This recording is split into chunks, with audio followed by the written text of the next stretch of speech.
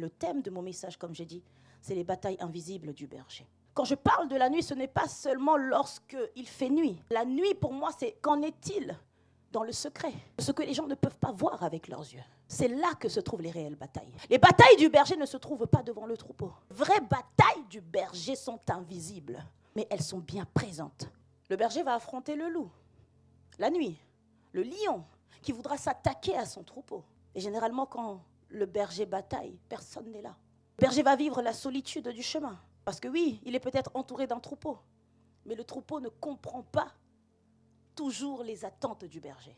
Amen. Le troupeau ne comprend pas toujours les batailles du berger. L'incompréhension du troupeau, comme je le disais. Parfois même, le berger va avoir des blessures intérieures, des faiblesses intérieures. Mais ça, le troupeau ne va pas le voir. Amen. Que tu sois pasteur, responsable, parent, enfant, adolescent, ce message est pour toi.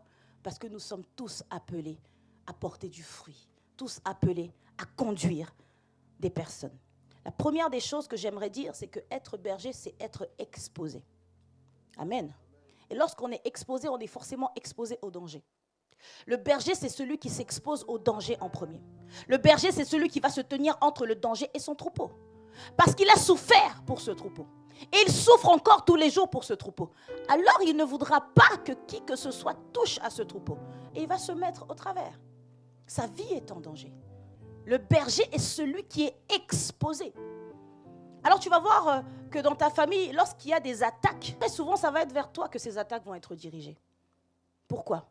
Parce que tu as compris les choses spirituelles. Et parce que tu emmènes une lumière dans ta famille, et bien tu seras celui qui sera le plus attaqué. Amen.